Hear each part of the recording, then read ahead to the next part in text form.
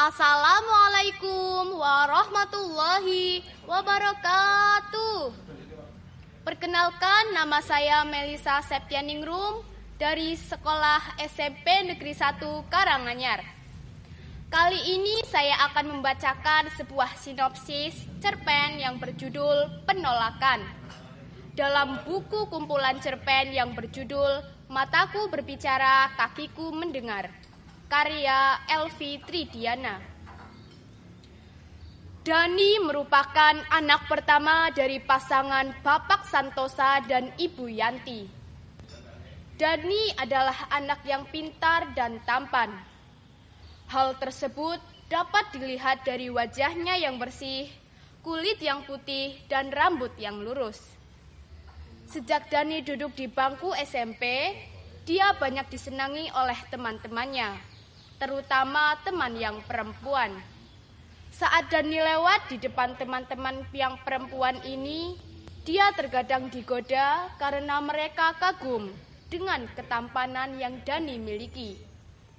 Namun, Dani selalu mengingat pesan ayahnya untuk fokus belajar dan harus menjadi pelajar yang berprestasi. Hidup yang serba berkecukupan membuat Dani memiliki segalanya. Orang tuanya pun selalu mendukung dan memberikan yang terbaik untuk Dani. Dari dukungan orang tuanya ini dan berkat kecerdasannya Dani, ia mampu meraih berbagai prestasi di bidang akademik maupun non-akademik. Beberapa prestasi yang Dani raih antaranya adalah juara 1 lomba cerpen tingkat kabupaten dan juara 2 renang 100 meter gaya bebas tingkat provinsi. Tidak sampai di situ saja. Saat Dani melanjutkan pendidikannya di bangku SMA, dia pun tetap mempertahankan prestasinya. Di bangku SMA ini, Dani juga sangat disukai oleh guru-gurunya karena dia mampu membawa harum nama sekolahnya. Namun, semenjak pulang dari kejuaraan renang tingkat provinsi, Dani merasa kelelahan dan akhirnya jatuh sakit dengan terpaksa mendapatkan perawatan di rumah sakit. Sejak kejadian itu, Dani tidak boleh lagi mengikuti kegiatan oleh kedua orang tuanya. Pihak sekolah pun berharap orang tua Dani masih memberikan izin agar Dani dapat mengikuti lomba dan kejuaraan karena prestasi Dani yang begitu bagus. Namun, hal tersebut kembali ditolak oleh kedua orang tua Dani karena khawatir akan kesehatannya. Sejak saat itu, sekolah merasa kesulitan karena mencari bakat yang baru seperti dimiliki oleh Dani begitu sulit. Karena hal tersebut, akhirnya kepala sekolah mengutus guru BK untuk memanggil Dani dan menghadap kepala sekolah di ruang sekolah. Dalam pertemuan itu, kepala sekolah mengucapkan rasa terima kasih dan apresiasi yang sangat mendalam atas prestasi yang diraih selama ini untuk kemajuan nama sekolah. Dani, sekolah merasa bangga memiliki siswa seperti kamu. Sebentar lagi kamu naik kelas 3. Dan di semester akhir kelas 2 ini ada lomba Olimpiade Matematika tingkat nasional. Kurasa kamu mampu untuk mengikuti lomba itu, ucap kepala sekolah dengan penuh harap. Baik, Pak. Sebenarnya kalau saya mengikuti lomba tersebut, saya akan sangat senang. Dan matematika memang pelajaran yang saya sukai, jawab Dani. Sepulang sekolah, Dani mencoba untuk membujuk kedua orang tuanya dan menceritakan pertemuannya tadi siang bersama kepala sekolah dan guru BK. Saat keluarganya tengah berkumpul di ruang keluarga, Dani mencoba memberanikan diri untuk bertanya kepada orang tuanya. Pak, Bu, Dani ingin cerita, tanya Doni penuh keraguan. Mendengar hal tersebut, ayah dan ibu Dani saling pandang seolah tahu apa isi pertanyaan Dani. Kemudian ayah Dani menjawab dengan tegas. Dan 2 minggu lagi kamu akan ada ujian kenaikan kelas. Persiapkan dengan baik supaya nilaimu bagus di ujian kenaikan kelas ini. Ingat, semester kemarin nilaimu tidak memuaskan loh. Setelah perbincangan dengan kedua orang tuanya, Dani masih tetap belum bisa mendapatkan izin untuk mengikuti kegiatan lomba apapun. Waktu ujian tersisa 1 minggu lagi. Dani penuh semangat untuk belajar agar apa yang dia harapkan dapat terwujud dengan baik. Akhirnya penerimaan rapot telah tiba. Wali kelas membagikan rapot kepada seluruh siswa termasuk Dani. Dani tidak langsung membuka rapor tersebut dan memilih membuka bersama orang tuanya. Sesampainya di rumah, Dani memberikan rapor tersebut kepada ayahnya untuk dibuka. Ayah membuka dan membaca nilai rapor tersebut dengan teliti, berharap tidak ada nilai minor yang tertulis di sana. Selesai membaca keseluruhan nilai rapor Dani, ayah langsung mendekap dan memeluk Dani sambil meneteskan air mata. Ibu Dani juga terlihat sedih, padahal nilai anaknya sangat memuaskan. Ayah, ibu kok menangis?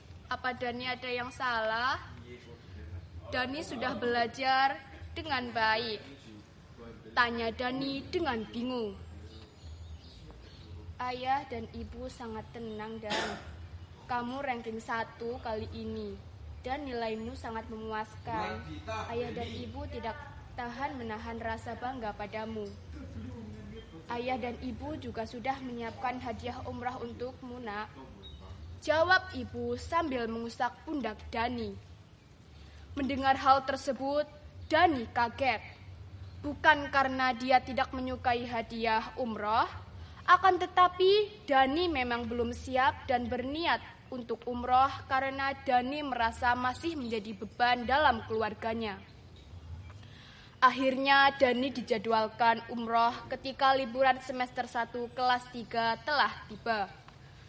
Libur semester 2 kelas 2 hampir selesai. Tak sengaja Dani bertemu dengan Mira, teman SMP-nya dulu. Mira adalah seorang gadis yang cantik, berkulit putih, mempunyai lesung pipit yang sangat indah dan bertumbuh semampai. Mira adalah putri Pak Camat di kecamatan Dani tinggal. Mira dan Dani ini sebenarnya satu SMA, namun mereka tidak pernah satu kelas. Baru di kelas 3 ini mereka mendapatkan kelas yang sama. Karena hal tersebut, Dani dan Mira menjadi dekat. Lama-kelamaan muncul asmara di antara mereka berdua. Dani menaruh hati kepada Mira, dan Mira juga sangat mengagumi sosok Dani walaupun sejak SMP. Akhirnya Dani memberanikan diri untuk mengungkapkan perasaannya kepada Mira. Mira menerima perasaan cinta yang diungkapkan oleh Dani dan mereka pun akhirnya berpacaran. Kedekatan antara Dani dan Mira akhirnya diketahui oleh kedua orang tua Mira. Orang tua Mira merasa tidak keberatan karena tahu kalau Dani adalah anak yang sopan dan baik. Pada suatu hari, Mira bermain ke rumah Dani dan mengobrol santai bersama dengan ayah dan ibu Dani. Namun, ketika mereka tengah asyik mengobrol, Dani disuruh ayahnya untuk mengantarkan makanan ke rumah neneknya. Pada saat Dani mengantarkan makanan ke rumah neneknya, ayah ibu Dani menyuruh supaya Mira menjauhi Dani dan tidak berhubungan lagi. Mendengar hal tersebut, Mira sangat kaget, akan terpukul karena selama ini Mira merasa bahwa dia dapat diterima dengan baik oleh keluarga Dani. Tapi malah sebaliknya. Akhirnya Mira pamit pulang dengan perasaan yang sedih dan terpukul. Sepulang dari rumah nenek, Dani kaget karena Mira sudah tidak berada di rumahnya. Dani sempat menanyakan keberadaan Mira kepada orang tuanya, namun kedua orang tuanya hanya menggelengkan kepala. Sejak kejadian tersebut, di sekolah Mira tidak pernah tegur sapa dengan Dani. Dani merasa Mira menjadi asing dan pada akhirnya mereka berdua tidak lagi berkomunikasi. Liburan semester 1 di kelas 3 telah tiba. Jadwal keberangkatan umroh akan segera dilaksanakan. Akhirnya Dani berangkat umroh. Mira menjadi semakin gusar karena menahan rasa rindunya. Namun, Mira mencoba menepis perasaan itu karena hubungannya mereka tidak direstui oleh orang tua Dani. Sepulang dari umroh, Dani sakit dan akhirnya dia dirawat di rumah sakit. Karena tidak ada perubahan, Dani dirujuk ke rumah sakit yang ada di provinsi. Di rumah sakit di provinsi ini, Dani dirawat sekitar 1 bulan lebih. Namun tak kunjung ada perubahan. Sampai akhirnya Dani meninggal dunia.